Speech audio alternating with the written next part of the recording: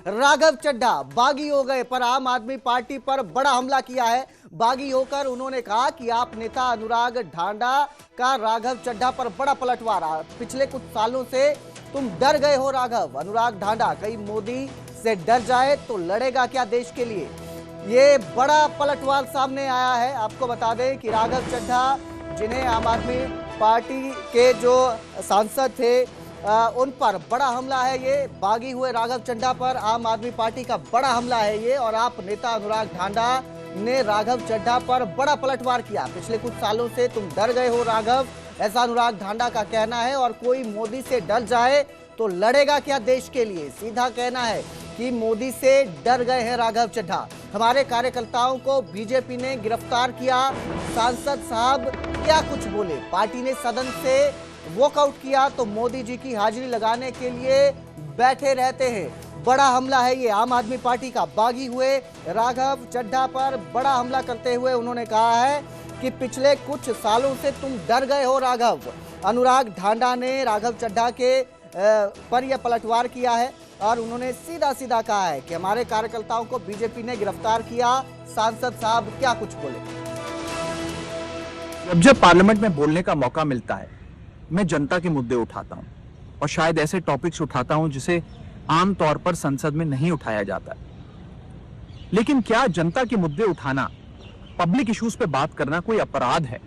क्या मैंने कोई गुनाह कर दिया, कोई गलती कर दी? Have I done something wrong? ये सवाल आज मैं इसलिए पूछ रहा हूं क्योंकि आम आदमी पार्टी ने राज्यसभा सेक्रेटेरिएट को यह कहा है कि राघव चड्ढा के पार्लियामेंट में बोलने पर रोक लगा दी जाए। जी हां, आम आदमी पार्टी ने पार्लियामेंट को यह सूचित किया है कि राघव चड्ढा को पार्लियामेंट में बोलने का मौका ना दिया जाए। अब भला कोई मेरे बोलने पर रोक क्यों लगाना चाहे? विनेश, राघव चड्ढा पर बड़ा हमला किया है और सीधा सीधा उन्हें आरोप लगाए हैं कि वो बीजेपी से डर गए हैं। क्या कहेंगे इस पर? कुलदीप, बिल्कुल अनुराग ढांडा जो कि आम आदमी पार्टी के नेशनल मीडिया इंचार्ज है, उन्होंने जो ट्वीट लिखा है उन्होंने सीधा स्पष्ट लिखा है कि हम केजरीवाल के सिपाही हैं और निडरता हमारी पहली पहचान है जी। और कोई मोदी से डर जाए तो लड़ेगा क्या देश के लिए? उन्होंने सीधा सीधा लिखा है कि संसद में थोड़ा सा समय मिलता है बोलने के लिए, उसमें या तो हम देश को बचाने का संघर्ष कर लें या एयरपोर्ट की कैंटीन में समोसे सस्ते करवाने का। साथ ही उन्होंने लिखा कि गुजरात में हमारे सैकड़ों कार्यकर्ता बीजेपी को पुलिस ने गिरफ्तार किया। क्या सांसद साहब सदन में कुछ बोले? बंगाल में वोट का अधिकार छीना जा रहा है, सदन में प्रस्ताव आया सीईसी के खिलाफ तो भाई साहब ने साइन करने से मना कर दिया। भाई साहब यहाँ वो राघव चड्ढा को एड्रेस कर रहे हैं। पार्टी ने सदन से वॉकआउट किया तो मोदी जी की हाजिरी लगाने के लिए बैठे रहते हैं। चूंकि राघव चड्ढा पिछले कुछ समय से पार्टी लाइन फॉलो नहीं कर रहे थे तो इसलिए वो वॉकआउट में भी शामिल नहीं हो रहे थे। और लास्ट में उन्होंने लिखा कि पिछले कुछ सालों से तुम डर गए और राघव मोदी के खिलाफ बोलने से घबराते हो, देश के असली मुद्दों पर बोलने से घबराते हो।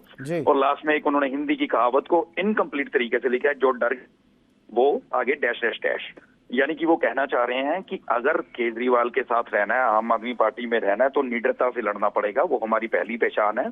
और स्पष्ट संदेश वो देना चाह रहे हैं कि बीजेपी के खिलाफ, केंद्र की सरकार के खिलाफ खुल के बोलना पड़ेगा। ये जो आप मुद्दे उठा रहे हो, समोसे सस्ते हो गए हैं, गिग इकोनॉमी वाले, वो आम आदमी पार्टी का मेन एजेंडा नहीं है। आम आदमी का मेन एजेंडा देश बचाना है, संघर्ष करना है।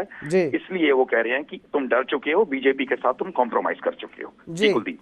विनेश, एक ना वीडियो जो है खुद पोस्ट किया है राघव चड्ढा ने और उस पे उन्होंने साफ साफ कहा है कि वो जनता के मुद्दे उठाते हैं। तो इसमें दिक्कत क्या है? इस पर क्या कहना है?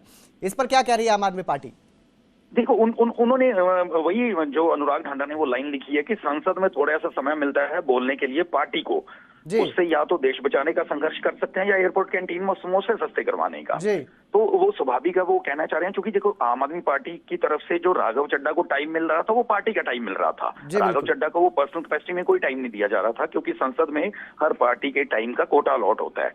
तो अगर राघव चड्ढा को वो टाइम मिल रहा था, उसमें वो पार्टी लाइन से हटके कोई मुद्दे उठा रहे हैं, तो पार्टी ने उस चीज पे बहुत स्ट्रॉन्ग ऑब्जेक्शन किया है कि हमें देश बचाने के लिए संघर्ष करना है और आप कैंटीन में समोसे सस्ते करवाने वाले या गिग वर्कर्स वाले ऐसे मुद्दे उठा रहे हो। इसलिए पार्टी का साफ संदेश है कि उनकी पॉलिसी या निडरता से रहना और देश को बचाने का संघर्ष करना। जी बिल्कुल, बहुत बहुत शुक्रिया इस तमाम जानकारी के लिए विनेश। तो फिलहाल जो है साफ साफ कहना है कि राघव चड्ढा जो है वो बीजेपी से डर चुके हैं। अब देखना है इस पर आगे क्या सियासी बयानबाजी इसी तरह जारी रहती है या क्या एक्शन लिया जाता है?